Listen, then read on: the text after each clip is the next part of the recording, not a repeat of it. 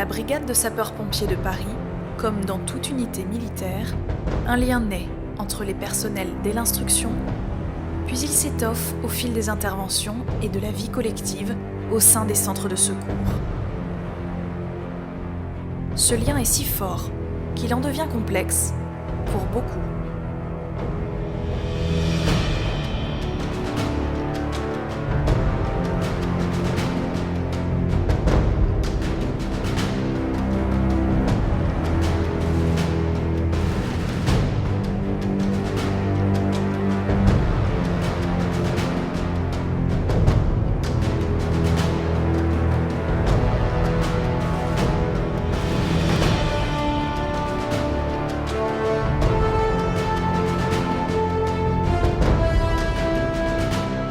Les mêmes questions ont été posées à plusieurs sapeurs-pompiers sur ce lien qui les unit.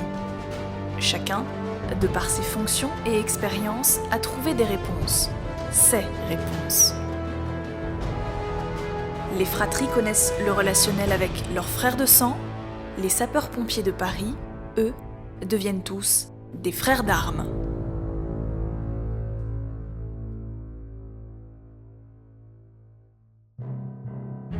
Définir ce lien est la première question posée aux sapeurs-pompiers de Paris. C'est quoi être frère d'armes ?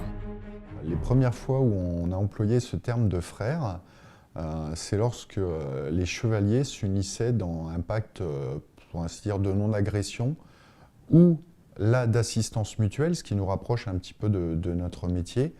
Ils avaient le droit de s'appeler frères à ce moment-là. Ça m'évoque un peu l'esprit de corps, la cohésion entre nous, l'opération aussi.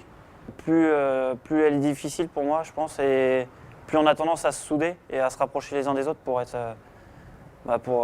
peut-être avoir moins peur quelque part. Un pacte entre des hommes qui sont réunis, qui sont unis, pour faire face ensemble à un danger. Le mot arme signifie action, c'est-à-dire que cette action peut les mettre en danger. Aujourd'hui, le sapeur-pompier, avant tout, son système d'armes, c'est l'homme. Et donc pour nous, ces notions de solidarité au feu, sur intervention de façon générale, c'est une notion qui est fondamentale. Frère d'armes, pour moi, ça signifie beaucoup de choses. Quand on part au combat avec des camarades, là on se rend vraiment compte de ce que c'est le terme frère d'armes, cohésion, etc. Et plus il y a de la pression, de l'appréhension, de la peur, plus on ressent ce terme après coup.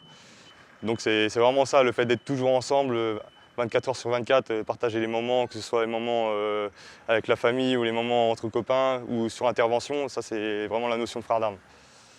Eh bien, frère d'armes, ce que j'entends, c'est ce lien qui peut se tisser. Encore une fois, qu'on ne choisit pas, on ne choisit pas sa famille mais ses amis, on connaît tous l'expression populaire, eh bien c'est ce lien fort qui est tissé par simplement le contrat que l'on peut signer et qui fait que l'on va fréquenter un certain nombre de camarades qui progressivement, parce qu'ensemble nous avons porté les armes, c'est-à-dire qu'ensemble nous avons vécu des situations heureuses ou malheureuses, eh bien ce lien va se tisser, va se renforcer pour produire ce qui devrait exister dans toutes les familles, à savoir justement une intimité profonde où l'expérience et le ressenti fait que désormais rien ne semble pouvoir nous séparer. La notion de frère d'armes pour moi est importante dans le métier de sapeur-pompier, encore plus dans le métier de sapeur-pompier de Paris, au vu du nombre important d'interventions et au vu surtout du nombre de jours passés ensemble dans notre centre de secours. C'est autant dans la vie de tous les jours, puisque nous devons faire face à des interventions parfois marquantes, et il est important pour nous de pouvoir compter l'un sur l'autre dans des périodes parfois difficiles. J'ai un collègue qui a eu un enfant, tout naturellement, on n'a pas eu à faire une quête entre guillemets où on vient nous faire le fond des poches. Là, c'est venu naturellement, c'est normal, quoi. C'est tout naturel de faire un geste pour un heureux événement. Existe-t-il une spécificité ou non de ce lien au sein de l'institution ?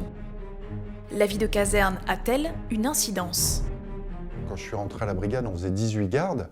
Sur ces 18 gardes de 24 heures, on se lève ensemble, on se douche ensemble, on se brosse les dents ensemble, on va manger ensemble, on passe sa journée et on intervient ensemble. Et obligatoirement, à un moment ou à un autre, on ne peut plus se cacher. On est obligé de se dévoiler. Donc ça crée un lien, une intimité obligatoire qui fait que, oui, c'est forcément lié à cette vie de caserne. On a quand même un rythme de travail qui fait qu'on est plus souvent ensemble à la caserne qu'à la maison. C'est comme ça. On n'apprécie pas forcément toutes les personnes avec qui on travaille. Par contre, automatiquement, on tisse des liens, notamment les personnes qu'on fréquente le plus. Donc là, à mon niveau, les militaires du rang. Après, ça ne nous empêche pas de côtoyer les sous-officiers, mais comme ils sont logés, pour la plupart, automatiquement, le soir, sont chez eux, nous, on est ensemble, quoi. Demain, je sais que je peux partir sur intervention en toute sécurité, en toute confiance, tout simplement parce que je sais que mon camarade d'à côté, il est bon, il est bien formé, mais aussi, si j'ai un pépin, il viendra me sauver au péril de sa vie s'il le faut. C'est pas n'importe quel travail qui a été choisi, c'est plus qu'un travail. Et c'est un travail qui a à voir avec la rencontre avec soi-même. C'est ce qui est recherché par beaucoup de jeunes, cette rencontre avec soi-même, avec sa part joyeuse, mais aussi avec sa part obscure, quand justement le travail a emmené le pompier très très proche de cette frontière avec la mort.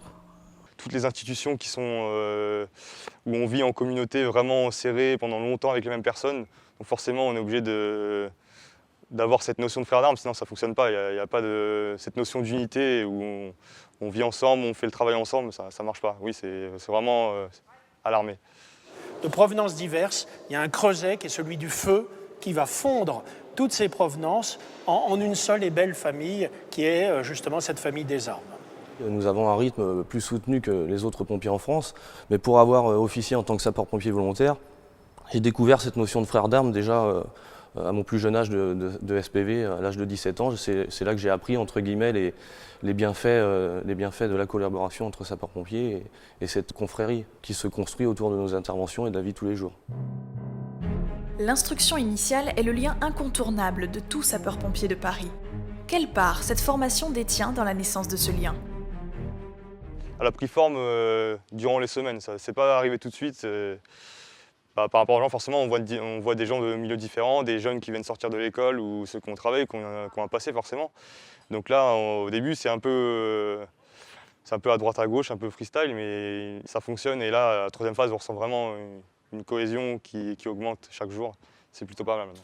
Au-delà de l'aspect simplement formation, parce que les jeunes qui rentrent à la brigade des sapeurs-pompiers de Paris ont une formation technique, il y a aussi une phase d'éducation. On lui apprend effectivement les règles éthiques qui sont celles du sapeur-pompier de Paris. Nous avons besoin, j'évoquais la confiance tout à l'heure, d'avoir des gens parfaitement formés, mais aussi des gens parfaitement conscients de la mission qui va être la leur et de la confiance qu'on doit avoir en eux, notamment lorsqu'on rentre chez les gens et que effectivement chacun a une mission individuelle et doit être relativement autonome. Donc on doit avoir une confiance absolue entre ces gens-là. À Villeneuve, on nous inculque des bases professionnelles, des règles de savoir-être, de savoir-vivre ensemble, mais aussi une certaine idée de cohésion, de groupe.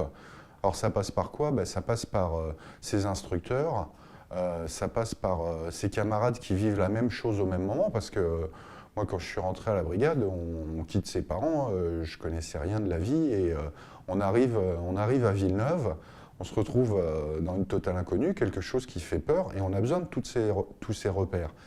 On peut enseigner des gestes de secourisme, mais l'enseignement va dépasser l'instruction proprement dit. Le sapeur-pompier de Paris porte une carapace plus ou moins épaisse, mais il n'en reste pas moins humain. Existe-t-il des souvenirs qui font mal ? Les enfants, c'est assez choquant, puisque de mourir enfant, c'est pas une mort naturelle, contrairement à quelqu'un de plus âgé. Et donc c'est vrai que là, on est souvent tous ensemble à en reparler après, quoi.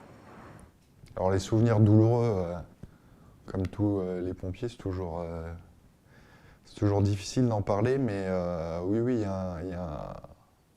il y a un moment qui me revient. J'ai souvenir d'une intervention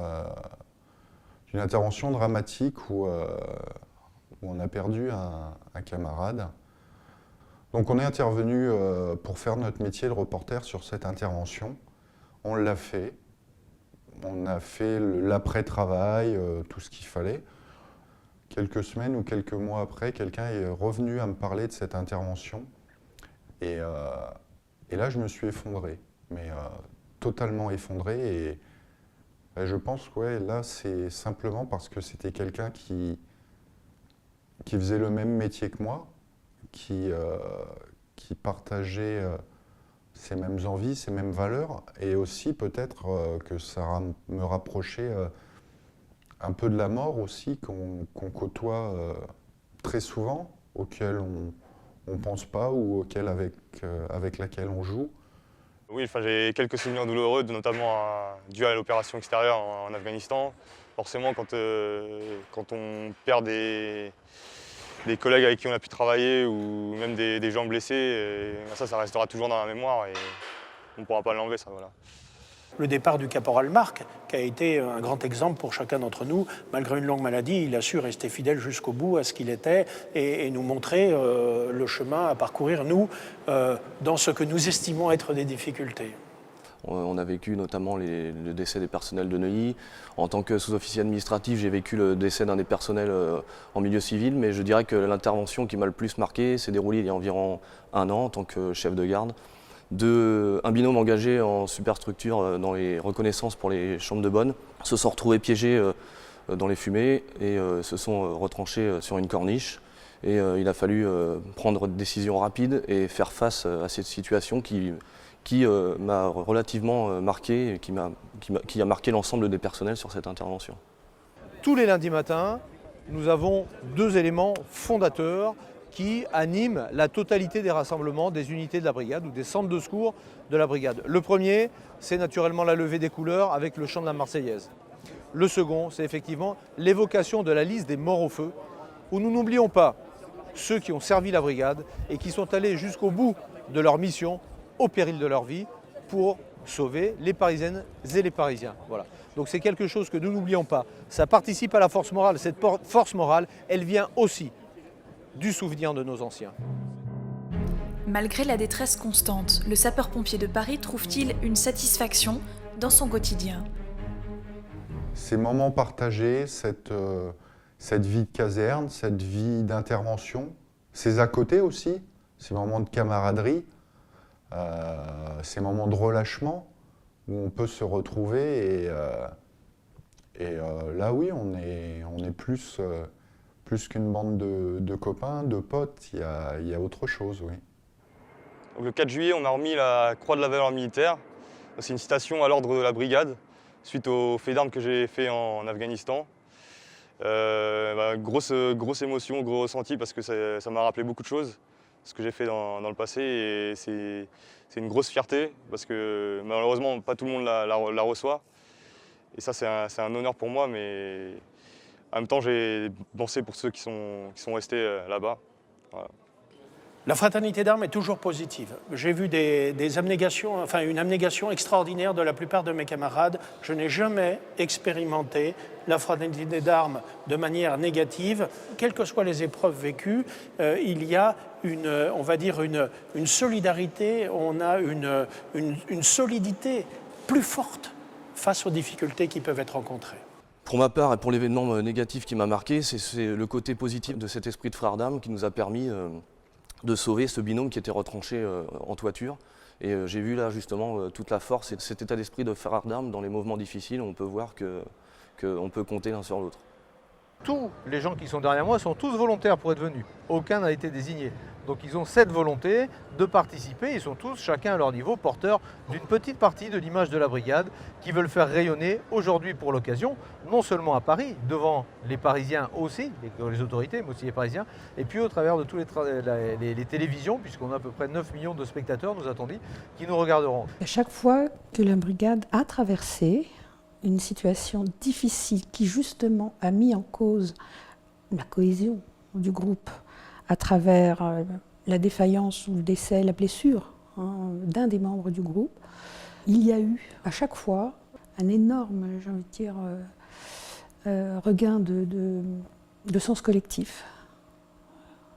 Et cette cohésion surgit quand justement le groupe se sent en danger. Ça, c'est du positif. Qu'elle soit courte ou longue, la carrière au sein de l'institution marque une empreinte indélébile. Mais il y a aussi un après. Quel est l'avenir pour ces frères d'armes? Il y a un maillon, on peut les compter sur 5 doigts d'une main, mais ceux-là, ouais, c'est sûr, il y aura une suite, quoi. Se retrouver avec les anciens camarades, avec qui et ceux on a commencé, et finir plus tard, faire des bonnes bouffes. Et forcément, il y a toujours des trucs à se raconter sur ce qu'on a vécu. Ça, c'est vraiment proprement dit à la brigade, et cette notion de frères d'armes où, quoi qu'il arrive, on a toujours un sujet de discussion sur notre métier ou le reste d'ailleurs. Si j'ai voulu intégrer la réserve, c'est peut-être aussi pour retrouver quelque chose que je n'avais pas ailleurs. Donc, Nous sommes de la famille. Alors on peut plus ou moins être renié par ses frères, mais on appartient à la famille et c'est une certitude. Donc effectivement, alors me coller à la peau, vous voyez qu'elle est large, donc il y a de quoi agripper. Effectivement, je l'espère bien du reste, que cette notion de fraternité d'armes continuera à être mon moteur et mon soutien, peut-être dans les moments où quelques difficultés peuvent se présenter, assurément. Bon, je pense que les liens tissés avec nombreux d'entre eux, et surtout pour avoir effectué des passages dans 4 compagnies, on voit que les liens restent tissés avec nombreux de nos camarades. Le 18 septembre, chaque année, l'occasion de recevoir dans nos centres de secours la totalité de ceux qui ont servi, la totalité en tout cas beaucoup d'anciens qui ont servi sous le drapeau de la brigade, et on les accueille pour une journée du souvenir où ensemble, eh bien, on se rappelle qu'ils sont passés à la brigade des sapeurs-pompiers de Paris. Ils évoquent leur campagne, on leur présente les nouveautés de la brigade et ça permet de garder ce lien indispensable que j'évoquais tout à l'heure entre les plus anciens et les plus jeunes aujourd'hui.